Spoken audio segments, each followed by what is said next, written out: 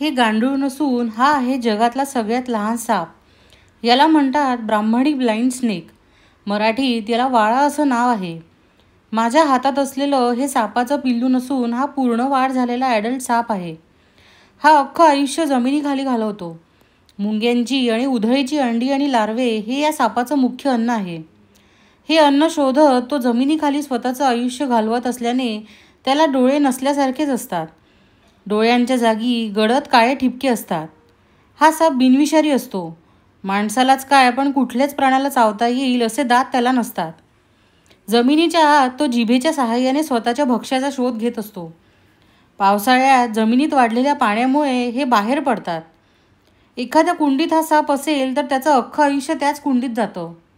नर्सरीतून आणलेल्या कुंड्यांमधून हे इकडून तिकडे जात असतात.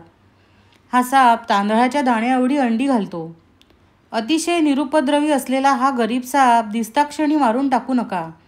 एखाद्या कागदाच्या सहाय्याने त्याला उचलून बागेत किंवा कुंडीत सोडा.